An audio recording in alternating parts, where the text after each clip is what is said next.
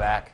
This week, Sarah Leal, the 22-year-old blonde who hooked up with Ashton Kutcher, shared some amazing details about their late-night romp. Dim the lights. But the best part, as U.S. Weekly reports, US Weekly. It's very patriotic. So awesome. Why are you still scrolling? I think you should keep that in. As Us Weekly reports, after they had sex for the first time, he said, quote, "Oh my gosh, are you a Republican?" I was like, "What do you like? What, do you like Obama?" He said, "Yeah," and asked if I could name any up-and-coming candidates. I said, Rick Perry.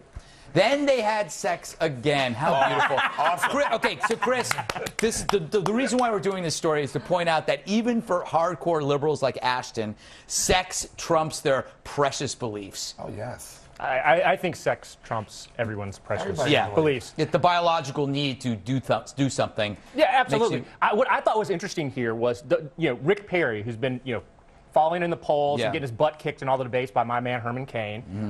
Clearly, he still does have a demographic he's appealing to. Yeah, that is important. 22-year-old philandering bimbos. And do you think Demi Moore is more angry, not about that he cheated, but that he cheated with the other side, a Republican? Wait, I have a question. Is Ashton Kutcher married to Demi Moore, or are they just dating? They've been married. They're married. Yes.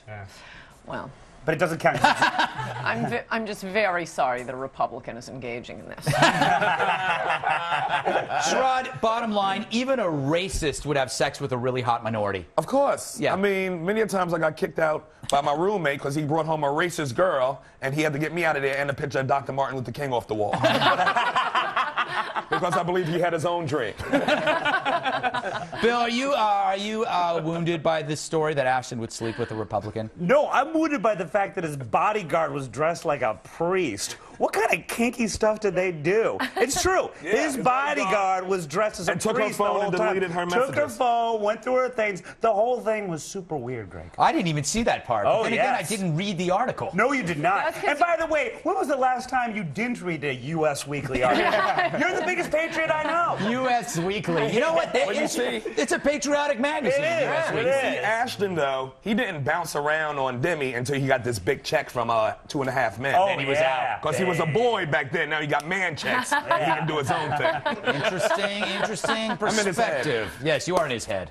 You would do the same thing. I was only a matter of time that you got to bounce out on. Knew I should have closed out. Only a couple times. You gotta. We're going to close things out with the post-game wrap-up from Mike Baker. And to see recent clips of shows, go to foxnews.com/redeye.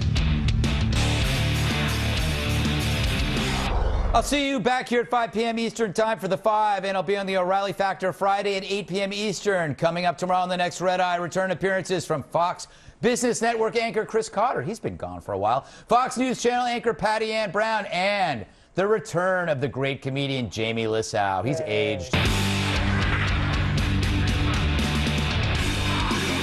Old picture of Jamie Lissow. He's had a couple of kids since then. He looks a lot like Mike Baker.